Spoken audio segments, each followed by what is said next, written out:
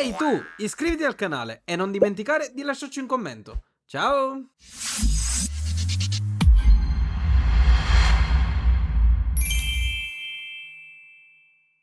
Ragazzi, stavo pensando, voglia di una sigaretta. Ma noi conosciamo qualcuno che ne sappia di... Dai, Ornitologia. ornitologia. Ne sappiamo qualcosa? Signor Christopher? Che cosa ci fa una bambina qui? C'è anche un bambino. Cosa ci fate qui? Chi vi ha fatto entrare? Ci siamo persi. L'abbiamo Fuori. aiutata. Fuori. l'abbiamo Io aiutata. ho recuperato il bigliettino con l'indirizzo, eh.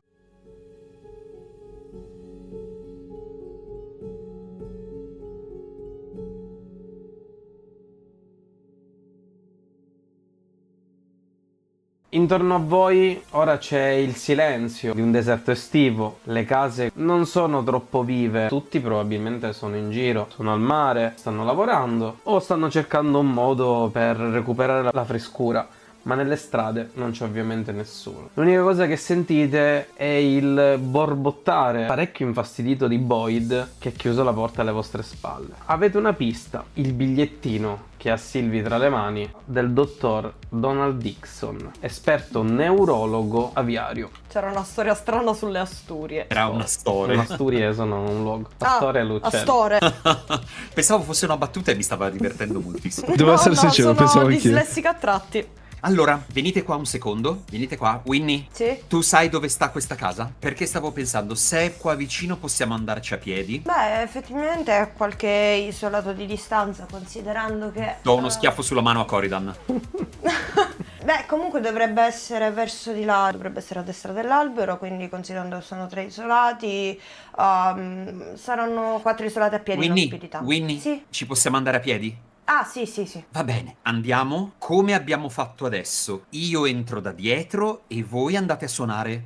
Va bene? Va bene, perfetto. Io intanto mi accendo una sigaretta. Intanto aggiriamo le 2 tizie del campo scuola perché non ci dobbiamo far vedere. Cori, hai qualcosa da dirmi? Le sigarette fanno male. Sai che cos'altro fa male, eh? Un pugno sul naso? No, e questo dovresti saperlo anche tu. Il sole. Fa male Il anche il sole.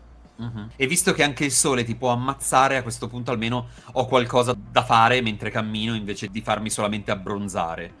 Andiamo. E dopo alcuni attimi attraversate i vari isolati, arrivate davanti a quella che è una casa molto semplice, legno bianco esterno, abbastanza curata, ma forse è da un po' che qualcuno non è là. Tutto chiuso, le finestre abbassate, i ventilatori spenti, tutto completamente fermo. Mi sembra disabitata, non credete? Sì. Silvia ha in mente il fatto che casa sua a volte ha questo aspetto, le sale la protettività. Voi suonate o bussate o quello che volete, ma non entrate, entro io, vado a vedere se c'è una porta sul retro. Sembrerebbe ci sia una porta sul retro, ma vedi che c'è un lucchetto proprio che la tiene chiusa. Pianto le 2 forche posteriori della zappetta all'interno del lucchetto in modo da fare forza, spingo in su, il blocchetto cade proprio a terra, attutisco la caduta col piede in modo che non si senta il rumore. E noi aspettiamo il segnale davanti alla porta. Pugnetto alzato e dall'altra parte che sto tenendo Corridon perché ho paura che mi scappa.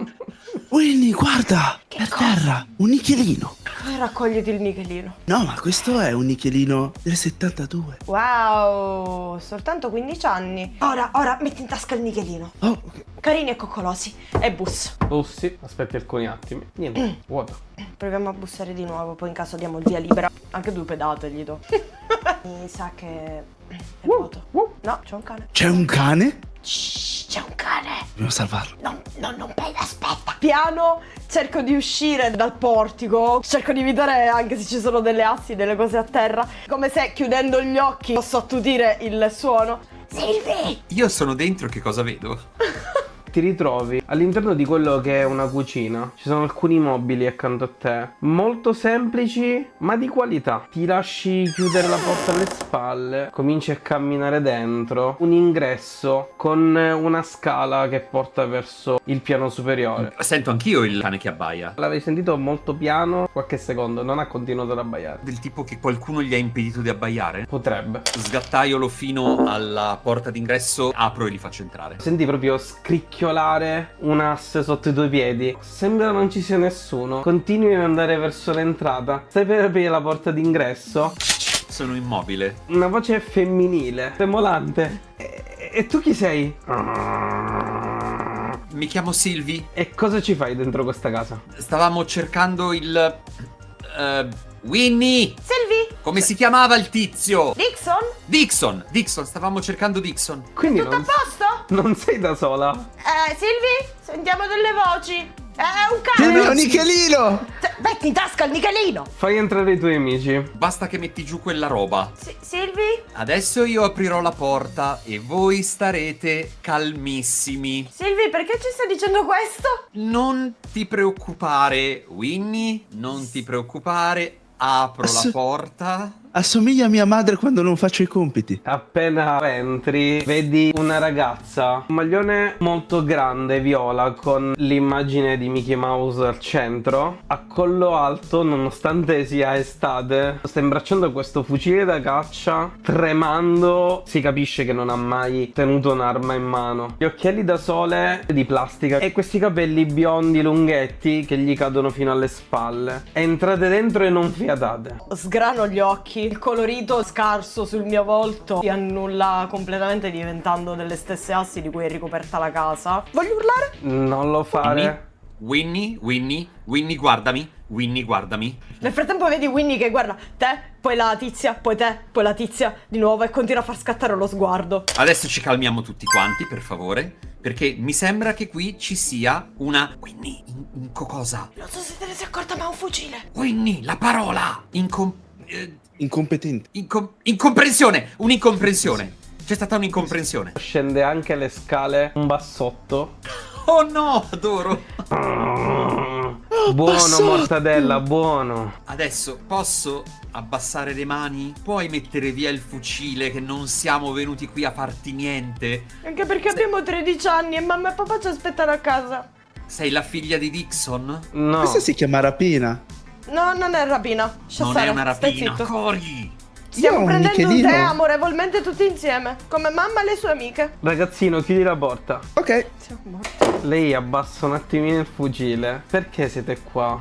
Che sapete di mio zio? Non lo so, ma mi fanno male le braccia. Ma soprattutto, sapete quando torna mio zio? E non torna? È andato via? È andato a prendere le sigarette? No. Corridan, ne parliamo dopo. No, mio zio è da un po' che non si vede da queste parti. Poggia il fucile. L'importante è che non fa dei furbetti, eh? Signora, Ciao, sono ma abbiamo Cory. 13 anni e quello si è appena presentato. E io ne ho 16 e quindi? Ha una bella maglietta. Non hai caldo. Perché non ti fai gli affari tuoi? E Oh. si allarga il maglione. Guerra tra alfa girl adesso. No, no, no, no, Silvi, no, no. lei ha un fucile, noi abbiamo Corridan, non è il caso. Entrambe le Mortadella. cose potrebbero ucciderci. Sì, come il sole o le sigarette. Ho sentito mortadella ringhiare ancora. Mortadella! Tesoro, la tua padrona ha un fucile. Io capisco che tu voglia essere minaccioso, ma non è questo proprio il caso. Tu quindi sei la nipote di Dixon. Sì. E ti chiami? Stacy. Stacy. Stacy, Molto- che bel nome. Molto piacere. Io, come dicevo, sono Sylvie. Lei è... Winnie, Fred, però puoi chiamarmi Winnie. E lui è... Io sono Corridan. Corridan McGregor. Lo vuoi un nichelino? Era fuori, quindi penso che sia tuo. Te lo puoi tenere, grazie mille lo stesso. Winnie, vuoi spiegare tu il motivo per cui siamo qui? Siamo stati attaccati da dei gabbiani mentre eravamo al campeggio. Siamo quasi certi tutti di averli sentito ridere. Abbiamo deciso di andare da Christopher Boyd, famoso proprio perché è un ornitologo. Comunque da casa sua ci abbiamo trovato un bigliettino e ci ha detto dove trovare tuo zio, se così ci poteva dare una mano con i gabbiani. Sì, sì. Ha molto senso la cosa, Ah, sì. e uno dei gabbiani era come se fosse un cyborg. Quindi hanno attaccato anche voi gli uccelli? Sì. Ah sì. Ok, potrei non litigarci. È per questo che hai un fucile e tuo zio non è in casa. Non so se sono collegate le cose, nella realtà so che da mio zio non torna da giorni, i miei genitori sono sempre al lavoro, diciamo, Che ti difendi? no, che sono venuta qui a stare un po' per i fatti miei. E quando sei stata attaccata da questi gabbiani tipo cyborg? Un paio di giorni fa comincio a scendere le scale. Spostatevi. Sentite il rumore di una delle ante del frigorifero aprirsi. Nel tavolo della cucina sbatte un gabbiano congelato. Ha anche il petto aperto. Io mi giro e vomito sulle scarpe. Un attimo. Torno tu. Le tengo la testa. Pulite voi poi, Come quello, dobbiamo mettere lo stesso. Ti porto in bagno, santo cielo. No, per favore, ti porto in bagno. Che hai da guardare, ragazzino? Non hai mai Hai visto... trucidato un animale. Non ho trucidato, ho sezionato un animale. Hai trucidato un animale. Perché? Ho sezionato un animale per controllare cosa non andava. Perché hai fatto del male ad altro? Oh, dai, Un non hai mai animale. sezionato una di quelle rane? Dal fondo del bagno si sente. No! Il mio sguardo passa da essere terrorizzato a essere arrabbiato verso di lei. Comunque questa non me la conta giusta, Me lo dici dal gabbiano sezionato sul tavolo della cucina, dal nichelino che c'è fuori, dal cane che si chiama Mortadella o dal fattore che lei abbia una maglietta di topolino e un fucile a canne mozze? E c'è il mortadella accanto a voi. Vuoi un po'? Vuoi favorire? Mortadella, t'è passata o sei ancora arrabbiato con noi? Non vogliamo far male alla tua padroncina. Zampetta e torna dalla sua padrona. Sentite, se non volete che torno là dentro, possiamo coprire qualcosa, per favore? Ma volevo farvi vedere cosa ho scoperto. Winnie, girati un attimo, per favore. Sì, va bene, mi giro, però ferma Corridon perché sembra gli voglia saltare alla gola. Mette le mani dentro l'animale, ci sente proprio un rovistare e vi fa vedere quello che è un microchip. Oh, wow. Certo. cos'è? È uno di quei cosi che stanno dentro i Walkman. Un disco? No. È un chip, idioti. Pure l'idiota mi sono uscito. Silvi, questa è pazza. Sicuramente sarà comunista. Picchiala. Non penso che ci sia una correlazione tra i comunisti, i pazzi, i gabbiani e i chip. E comunque non sono Pazzi sì. comunista. Voi proprio niente, zero scienza, Uccidere gli animali è sbagliato. Insomma, quello che avevamo già capito. Vorrei capire se ci sono più che altro tipo fotografie, allora posso capire qualcosa in più rispetto alla storia di suo zio, riconoscimenti, queste robe qua. Parecchi personaggi famosi, scienziati molto famosi. Ti salta all'occhio una foto di Einstein e una foto di una donna insieme a uno scienziato, entrambi con dei camici che non ti sembrano scienziati famosi che hai visto nei libri di storia o queste cose qua, come tutti gli altri che ci sono in giro. Quest'uomo molto impacciato dalla foto, molto timido, e una donna accanto a lei con il braccio intorno al collo e sul camice ha una spilla con uno yin e uno yang. Tuo zio li conosce? Si avvicina, si appoggia allo stipite della porta. Sono tutti scienziati famosi e quella è... Lena. No, Diana. Diane. Diane. Ha vinto un Nobel? No, però mio zio diceva sempre che probabilmente lo vincerà. Fico. Quindi tu l'hai conosciuta? L'ho conosciuta, tra virgolette, mio zio ogni volta che sei con lui ti parla Diane lì, Diane qua, Diane un sacco intelligente, Diane farà questo, Diane cambierà il mondo e Diane diventerà un premio Nobel. Quindi c'è dell'astio? No, il contrario, scema. Il tono mi ha fatto presupporre che fossero delle cose dette di scherno. Alza proprio gli occhi al cielo mentre fai così. Chi è che vuole lo schermo? Cosa significa? Cori. Dopo quello che facciamo è seppellire questo gabbiano. Merita Un'ultima una domanda. sepoltura degna. Sì, un'ultima domanda. Hai già fatto vedere quello che hai trovato a questa Diane? Potrebbe darti una mano? E che ne so io dove è Diane? Mica siamo amiche. Mio zio mi diceva che lavorava con lei al Loop, quindi... Tu non dovresti avere molti amici, vero? Perché rispondi veramente male. Certo, sicuramente ho molti più amici di uno strambo come te e ti dà proprio una schicchera sulla testa. È tipo... Cosa? No. Tu non lo tocchi neanche con un dito. Perché se no c'è anche Mortadella accanto. Io mi infilo nel mezzo. No, Scusate, stavamo no, parlando no. di Diana. Possiamo evitare di fare botti? Silvia ha sempre un fucile e ha un cane che c'ha zoppa.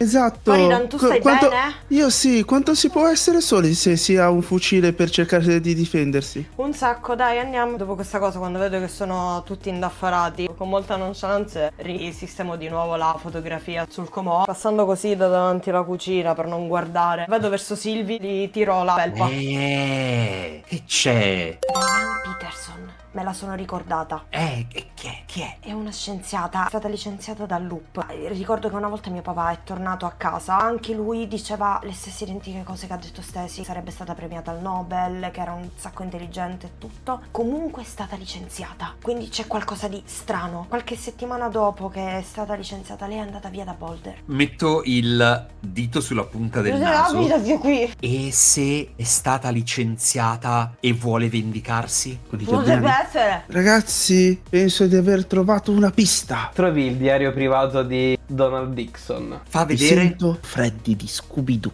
Al massimo Scrappy-Doo siamo, tutti però. Ancora Scrappy-Doo forse Io- non c'è. io la- No, Scrappy-Doo No, forse c'era, non c'era c'è. Scrappy, c'era. Scrappy, ok. Ma perché Io- pensavo che no, Scrappy no. fosse più moderno. Tu non mi offendi così. È chiaro che sono io, Fred. Vado verso Cory. Diamo un'occhiata insieme a questo diario. Magari c'è qualcosa, scusatemi, che ci permette di capire dove è andato. Silvia, il fumo. Sì, è il fumo. Metto la mano intorno alle spalle di Cory. Lo porto Sen- vicino a mi me, sento- mi stringendo sento in leggermente pericolo. il collo. E poi comincio a fare così. E poi lo lascio andare. Nel soggiorno sotto una radio molto alta, la ragazza si sta facendo gli affari suoi sul divano, vedete, con una rivista. Poi quando scoprite qualcosa me lo fate sapere, Certo. Questa secondo me è una squatter. Che cos'è una È un- squatter? È una È un malattia. pod? Questa, no. Questa secondo me si è infilata in questa casa a vivere. Dici che non è la nipote di Dixon? Ma va, ma l'hai vista in qualcuna delle foto? Effettivamente no, ma allora perché tenere un gabbiano e fare quelle cose là? Vuole mangiare. Non E penso. non ha amici. Magari lo ha messo lì Dixon. C'è mortadella accanto a voi. Siamo sicuri? Ciao, Mortadella. C'ha da spia. Non ha un chip nella testa. Non so se abbia un cervello per sé per no, però. Oh, dovrei avere qualcosa per te.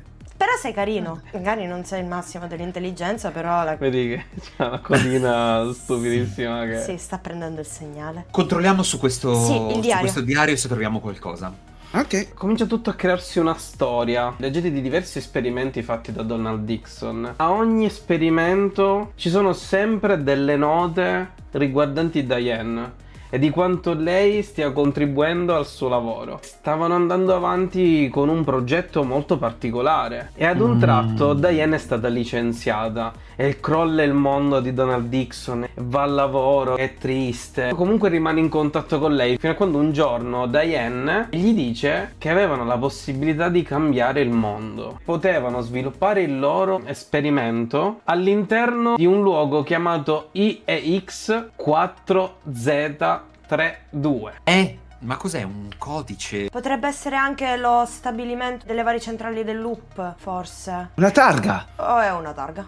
È un ID, è un numero identificativo di una nave a magnetrino. Sapete quelle che funzionano a elettromagnetismo? So che ce ne sono alcuni direttamente nell'isola Sentinel al lago Mid. E tu come fai a saperlo? L'ho sentito in TV. Cavolo, i documentari... Wow! Io direi di lasciare la pazza con il cane e il fucile. Vorrei tornare per l'ora di cena. Mamma ha fatto l'arrosto e questo è fuori di testa non mi piace. Andiamo, va bene, andiamo. La ragazza si affaccia un attimo sul divano. Trovato qualcosa? No, Niente, nulla. vicolo cieco. Va bene, allora facciamo così, anche perché c'è un libro di legge accanto a lei. A quanto pare non è proprio carino puntare delle armi a dei ragazzi molto piccoli. Sei arrivato al secondo emendamento? Facciamo così, io non ho fatto niente, voi vi portate via il piccione e non dite in giro che io sono qua. Affare fatto. Volevo tantissimo dire lo sapevo, ma evito.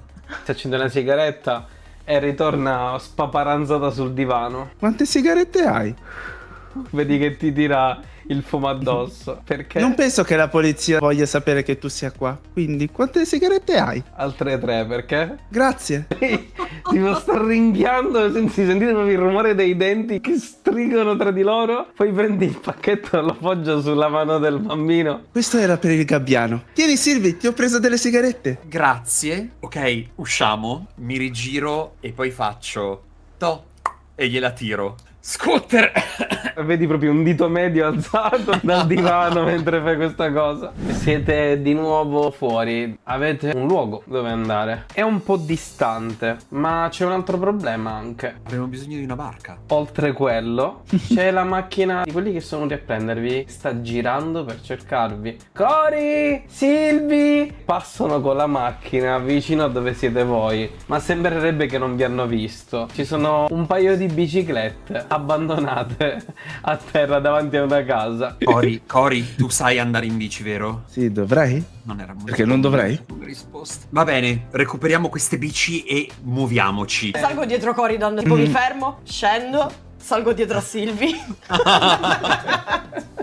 Corridon, ti voglio bene, però così tu sei più veloce e lei è più grande, quindi è più forte. Sì! Transformers, roll out!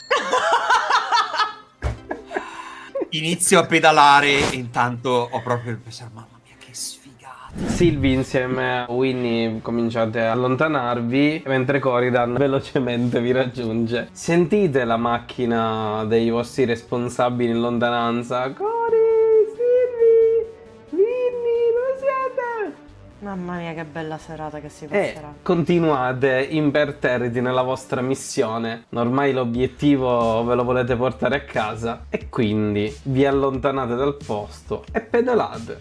L'aria comincia a diventare più fresca. Il buio del pomeriggio inoltrato comincia a farsi avanti. C'è il tramonto, accompagna anche il vostro sfondo, la brezza del lago ad accarezzarvi il viso e arrivate di fronte a quello che è un luogo molto folcloristico, molto bello anche a vedersi. Questa foce bellissima, le piante acquatiche, le anatre volano e si allontanano, lasciando le enormi strutture in metallo sparse un po' ovunque che calano molto lentamente a picco dentro l'acqua. Nello sfondo sempre vi accompagnano i 3 enormi serbatoi. Non ne avete idea cosa siano veramente, siete comunque dei ragazzini. C'è quella sorta di nebbia creata attraverso il calore e all'evaporazione dell'acqua. Trovate una barchetta in legno e questa potrebbe essere molto utile per andare nel luogo in cui vi state dirigendo. Va bene, controllo che la barca non abbia falle, provo a svuotare l'acqua che si sarà accumulata, controllo che ci siano entrambi i remi, mi siedo. Dai, muovetevi, forza! Dai Corridon, gli tengo ferma la barca per farlo salire. Ti guardo, tengo io ferma la barca perché i miei occhi guardano la tua gamba. Sali tu. Grazie, non fa così tanto male comunque. Mi arrampico, penso che un po' l'imbarcazione tipo oscilla, mi siedo e lascio lo spazio più libero per salire anche a Corridon. Utilizzo la testa, faccio una capriola in avanti e cado di schiena. E ha rotto la magia. Stai bene? Sì. Ok. Inizio a remare. L'acqua lascia questa scia dietro la tua barca che con una leggera fatica porti avanti. Una sensazione strana perché c'è silenzio, un silenzio forse anche troppo silenzioso. Non sentite neanche un animale fare un verso. Mentre state remando, un gabbiano vi passa accanto. Oh no! Prende qualcosa dall'acqua, probabilmente un pesce, e si allontana velocemente. Io guardo in acqua se riesco a vedere qualche pesce. Mentre tu guardi in acqua, si appoggia sulla barca, arrivando molto velocemente. Anche la barca è un attimo un contraccolpo. Un gabbiano nella parte opposta dove c'è Sylvie. Si appoggia lì, fermo, e vi guarda. Che vuoi? Aspetta. Ma gli vuoi dal nichelino? Ho una barretta di cioccolato. Ah sì, facciamogli venire il diabete così schioppa. No, non gli voglio fare del male. E allora ritira quella barretta. Da sotto l'acqua accanto a te esce quello che è un'anatra. Ah no, quella non c'era prima. Io ne sono sicura, quella non c'era prima. Sylvie, questi volatili non c'erano prima. Il gabbiano... Signor Gabbiano, ha intenzione di rimanere là tutto il tempo? Perché se vuole rimanere là tutto il tempo potrebbe darci anche una mano a remare. Winnie, Sylvie. tieni questo remo. Ok. Prendo l'altro remo in mano. Corridon, chiudi gli occhi, giochiamo a paddle. Un gabbiano si poggia sul tuo remo, Sylvie. Senti proprio il becco per un attimo battere. Oh no, sta per diventare gli uccelli tutto Sì, ci ho questo. pensato all'inizio. Ragazzi, io ve lo voglio dire qua, se avevi 3 successi per cercare, trovate una copia degli uccelli di Hitchcock nella casa. È un gesto rapidissimo, quello di abbassare dall'altra parte il remo così da fare un effetto catapulta sul gabbiano. Si sbilancia, vola via, ma l'altro si fionda su di voi. E nel fare questo, Vinny, senti le zampe su di te, una beccata, e ti prendi lo status paura. Con l'asciugamano che sta facendo. No, rimetti giù il remo, c'è nell'acqua. E bastardo di un uccello. Mi rimetto in mare cercando di arrivare alla terraferma. Stai remando più forte. Senti uno dei tuoi remi che viene preso da quello che è appunto l'anatra, che sta tirando con le sue enormi ali al contrario. Poi ridando col tuo movimento, il gabbiano sulla schiena di Vinny si gira, è proprio infastidito dal tuo braccio. L'altro uccello afferra la tua barretta, lasciando il remo, e si allontana. Però ancora il problema è che tu allontani per un attimo Vinny, ma poi risale in aria e si ributta addosso a voi continuamente, facendo diversi attacchi. Lo cerco di prendere ed abbracciare. Lo prendi, comincia a battere le ali, comincia proprio a beccarti, ti becca addosso, ti becca proprio sulla testa, dopodiché ti dà un colpo d'ali e vedete che si allontana. Silvi, per favore, sbrighiamoci. Non mi piacciono quei cosi, non mi piacevano stamattina e ora peggio ancora. Invece io mi sto divertendo, secondo te? Sì, infatti cerchiamo di andarcene al coperto, di trarre questa dannata Diane, di cercare una soluzione a questi uccellacci maledetti. Metto la mano nell'acqua e nel dubbio faccio così. Sto dando una mano. La barca si incaglia sulla piccola isoletta, c'è questa sorta di nebbia. Sicuramente il tramonto vi dà anche un leggero vantaggio, ma non su tutti gli animali. Fate alcuni passi e di fronte a voi, forse un colpo di fortuna, forse il destino, una nave lunga 25 metri. Una nave a neutrini, è incagliata al terreno, non sta volando, è addirittura sprofondata una parte. I suoi enormi magneti fanno quasi da barriera. Alcuni uccelli sono fermi in cima. Un gabbiano che si allontana, che va via dall'interno di questa nave, e un altro entra all'interno. Ce ne sono un paio, come se stessero facendo la guardia. Dobbiamo cercare di evitarli. Provate a seguirmi. Cercate di fare silenzio. Siete nascosti tra gli scogli. Mentre Silvi sta cercando di guidarci, io metto la mano in tasca. Sento quell'oggetto rotondo. Ah, è vero, il nichelino. Oh. Il nichelino. Lo lancio lontanissimo e cerco di distrarli. Grazie a questa cosa i due gabbiani si guardano a questo rumore. Uno dei due, parlando, gli dice: vai a vedere cosa è successo, e l'altro parte. Ok. Faccio pugnetto sulla spalla a Cory. E andiamo. Dato che comunque è molto paludoso anche il posto, non ve ne siete accorti, sprofondate per un attimo e fate un sacco di rumore. Però forse nel momento in cui sprofondate, il gabbiano si guarda intorno e si alza in volo. La paura si alza ancora di più. I vostri cuori battono molto forte. Uscite dall'acqua, siete completamente sporchi. Arrivate davanti all'enorme struttura della nave a magnetrino e vedete un enorme portellone con una barra di metallo che blocca l'uscita. Mi avvicino e cerchiamo di tirare su questa barra, per favore. Ok. Togliete la barra, sentite anche il rumore di battiti di uccelli in lontananza. La strana sensazione è questa: la barra serviva per chiudere la porta. Cigola non era chiusa a chiave dall'interno. Non volevano far uscire qualcuno. Ma in che senso? Se è chiusa dall'esterno con una barra, vuol dire che è all'interno non può aprire la porta, perché la chiusura è all'esterno. Di conseguenza c'è qualcosa che è intrappolato là dentro, che non deve uscire fuori. Richiudiamo immediatamente.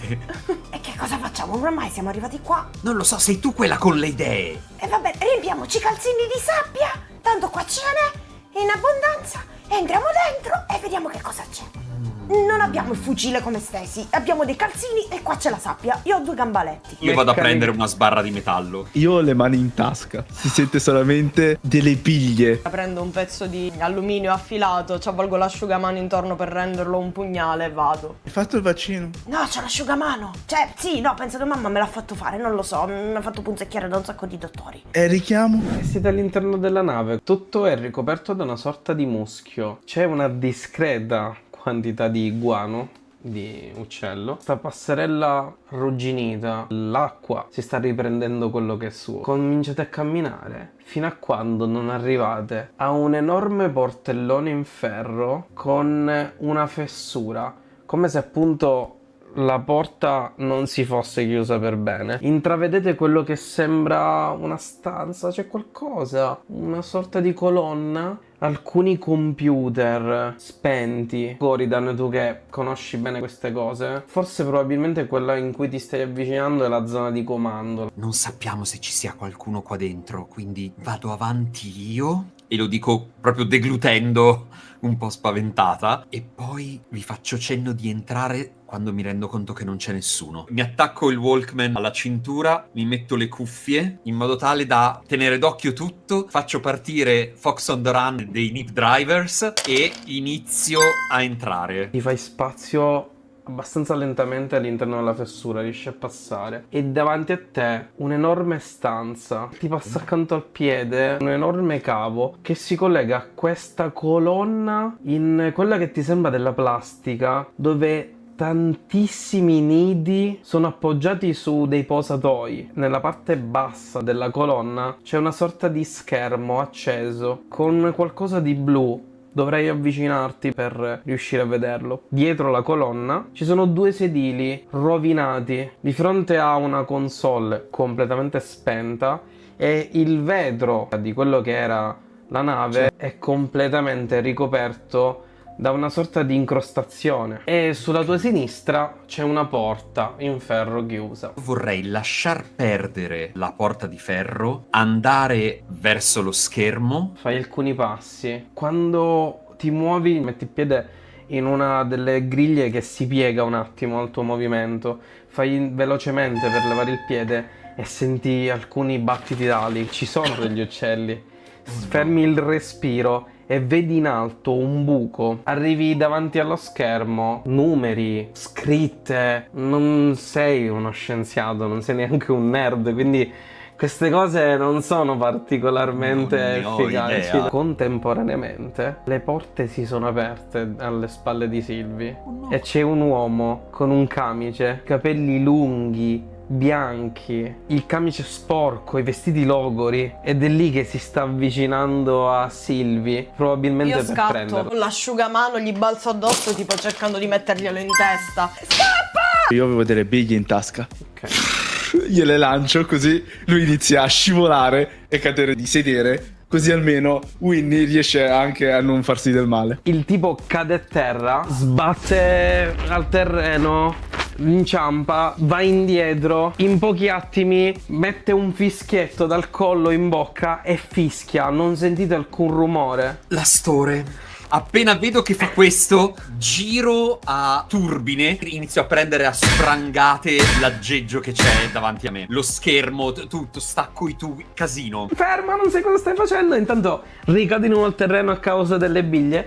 Metti forza, si spacca il pezzo di vetro, ti arriva addosso, aprendoti qualche piccola ferita. La stanza si riempie di uccelli. Voi siete degli idioti, non sapete che cosa avete fatto. Il mio esperimento. Diane mi odierà per quello che è successo. Spostatevi. E comincia a farsi strada. Sylvie la spinge perché sta cercando di mettere mano sul computer. Cosa fate? Quando lui mi sposta, sono io che invece mi getto con tutto il mio peso addosso a lui. Lo guardo. Che cosa cazzo credevi di fare, stronzo? Io volevo migliorare il mondo insieme a Diane. Avremmo vinto il premio Nobel. Avete rovinato tutto. Si sente anche un rumore di elettricità. Tutto sto tagliando io. Stai tagliando i cavi. Vedete che l'elettricità Capisco niente. sale per tutto il macchinario. Tutto comincia a tremare all'interno dell'enorme nave. Che cosa hai fatto? Il motore ora è in sovraccarico. Lascio cadere tipo la lama io. Corriamo fuori da questo posto. Dixon proprio con tutta la forza apre un attimo la porta, ed è lì che sembra per un attimo che vi sta dando una mano addirittura ad andare via. Idioti di... Comincia a riprendere i cavi elettrici e cercare di connetterli. Dobbiamo portarlo fuori. Capisco quello che ha fatto, ma non può morire qua dentro. Sbrigati. E tipo svicolo dalla sua mano. Winnie! Stai ferma là, ci penso io. Lo faccio io. Guardo Sylvie, non si lascia nessuno indietro. E corro dietro Winnie. Mi getto dietro di loro, no, non posso mollarli lì. Tutta ferita, fai alcuni passi, sarei un po' più lenta degli altri. All'interno vedete che tutto è carico di elettricità, gli uccelli stanno girovagando come dei pazzi. L'uomo in lacrime che è lì che con un nastro nero sta tentando di Io lo riattaccare i afferro cavi. tipo per la collottola. Signor Dixon, se muore qua dentro non potrà fare qualsiasi cosa sta cercando di fare. Smettila, bambina! No, E ti spinge. io non la lascio. È inutile che gli metti quella cosa, non funziona. Non può vincere il premio Nobel con del nastro isolante. Tu non capisci! Non sai che questo cosa devo significa! capirlo! Diane mi lascerà! Diane non sarà più fiera di me! Diane ti lascerà se continui a mettere quel cavolo di nastro isolante attorno a dei tubi che non c'è niente da salvare. Cerchiamo di aiutarla. Vedete proprio il motore che si carica di energia. È tutto un susseguirsi di scene, un po' annebbiato, un enorme. Grazie. Se siete arrivati fino a questo punto vuol dire che il video vi è piaciuto e per noi questo è importante. Ad oggi abbiamo ascoltato ognuno dei vostri feedback e pian piano siamo migliorati nel tempo e quindi non possiamo far altro che ringraziarvi. Detto questo vi ricordo che se volete supportarci per noi è importantissimo che voi lasciate un commento qua sotto ma che soprattutto vi iscriviate al canale perché sì, più del 50% delle persone che guardano i nostri video non sono ancora iscritti al nostro canale. Quindi vi lascio la buona visione della sessione e ci vediamo alla prossima avventura. Dopo che finisce il fischio all'interno delle vostre orecchie, Corridan sei il primo a riprenderti. La nave sta sprofondando ancora di più. Alcune fiamme, vetro sparso ovunque, metallo sparso ovunque. E voi siete su quella che era una delle porte di ferro che nell'esplosione si è distaccata e vi è arrivata addosso. Sylvie è priva di sensi a terra. Accanto a lei c'è pure l'uomo. Lui ha alcune schegge di vetro addosso ed è lì anche lui privo di sensi. Vedi Vinny che sta respirando con fatica ma anche lei si sta riprendendo. Mi giro, guardo la scena di Sylvie così per terra, più che altro distesa. Io vedo anche l'uomo con queste schegge. Sono terrorizzato. Queste cose le ho viste nei film e mi fanno paura. In questo momento io ho paura. Mi metto a piangere in un singhiozzo silenzioso perché ho paura di farmi sentire e allo stesso tempo abbraccio Sylvie. Ti prego, svegliati, ti prego. Oh, non stare addosso. Ho bisogno di una sigaretta. Sei viva! Sì, non urlare che mi ronza tutto. Ah, mi fa male tutto. Dov'è Winnie? È qui. Qua, Dov'è lo stronzo?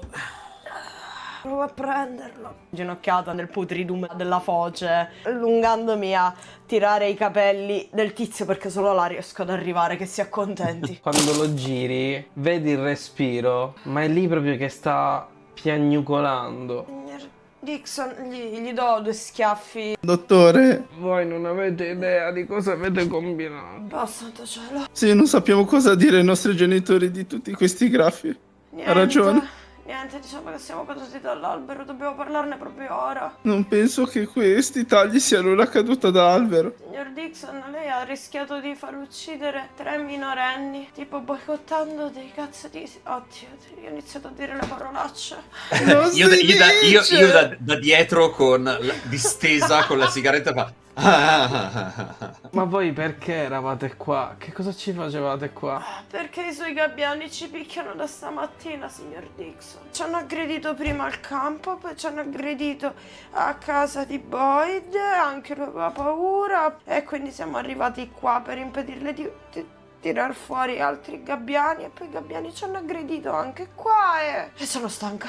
E mi riaccascio. Lui fa fatica, si sta rialzando utilizzando uno scoglio. Giuro però sul mio libro di scienze che se lei prova a riattaccare altri 2 fili insieme, Non ha più senso ormai. meno male. Avete distrutto l'unica cosa che poteva farmi tornare insieme a Diane. Poteva farmi mettere con Diane. Mi avrebbe finalmente notato. Eppure 3 stupidi bambini mi hanno fermato l'esperimento. Ha pensato a provare a invitarla fuori a cena? Dottore, lei è un neurologo, ma sembra che abbia problemi lei. Gli uccelli non dovevano fare del male. Dovevano semplicemente imparare a parlare, a cominciare a organizzarsi in gruppi, simulare quello che è il comportamento umano. Ed è quello che hanno fatto, non crede? Aggredire, organizzarsi in gruppi, parlare. Lei è riuscito nel suo esperimento. Il problema è che ci stavamo andando di mezzo tutti noi altri.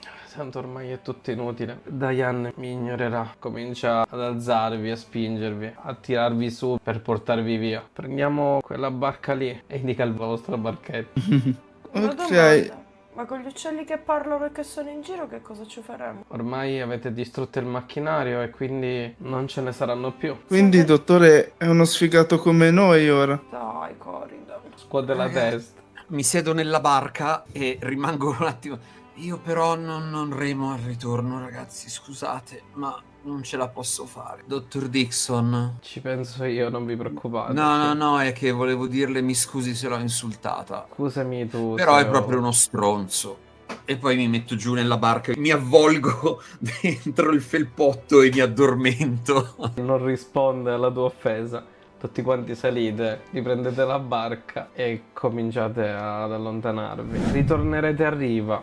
Verrà chiamata il vostro gruppo che vi stava cercando, i vostri responsabili. Prenderete una strigliata e in tutta la preoccupazione vi riportano via e addirittura le responsabili chiameranno la polizia. Chiameranno la polizia a causa dell'uomo ferito con voi. Ah, Saranno molto preoccupate. Il continuo di quello che accadrà non vi riguarderà troppo perché salirete sul pick-up, vi allontanerete e vedrete l'uomo accompagnato e scortato dalla polizia all'interno della macchina, dopodiché si allontana in parallelo a voi, andando da tutt'altra parte.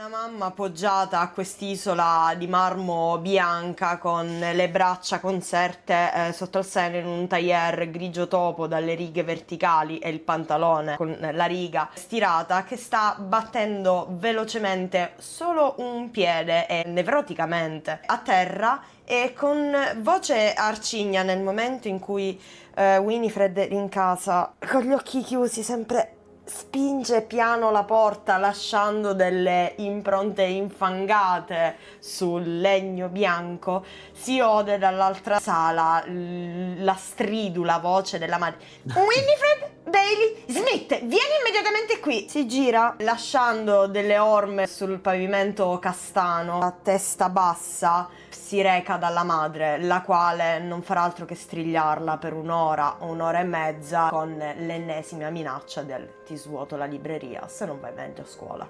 Dopo aver detto vatti a lavare perché puzzi quanto il cane del vicino, la piccola Winifred si chiude in bagno, lascia andare un solo singhiozzo nel momento in cui apre l'acqua in modo tale che non viene sentito dall'esterno. Casa con le luci spente, Corridan tutto infangato, apre sperando di vedere una luce, ma niente. Cerca di raggiungere una degli interruttori, accende e c'è un piccolo piatto con della cena e un biglietto dalla mamma. La solita lettera di scusa se non ci sono stasera, sono a lavoro, ti ho fatto un piatto caldo, mangialo, arriverò tardi. Chiude questa lettera, la rimette con le altre 5 che ci sono nello stesso tavolino, si mette a mangiare. Beh, almeno te, Rocky, c'è questa tarantola che si muove lentamente in questo spazio ovviamente illuminato, tutto addobbato proprio per la sua sopravvivenza. Sylvie arriva a casa, è una villetta a 2 piani, come molte case qui a Boulder City, con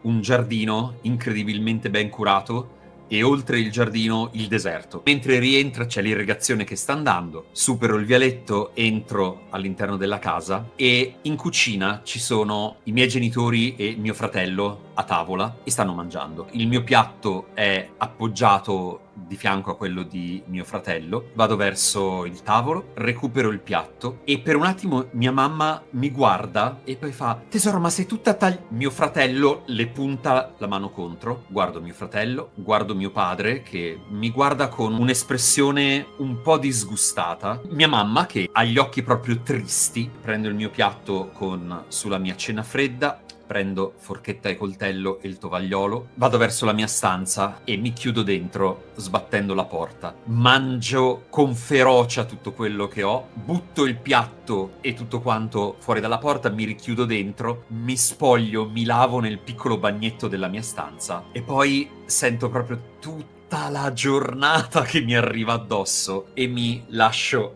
cadere sul letto e mi addormento. È mattina e Una mano afferra un giornale in un'edicola, lascia alcune monete. Questo giornale viene messo sotto braccio di un camice molto pulito. Avanza, si ferma su una panchina, apre il giornale e nel giornale si vede la foto di Dixon e nel titolo "Uomo scomparso ritrovato nelle spiagge di Boulder Beach". Si sente un sospiro.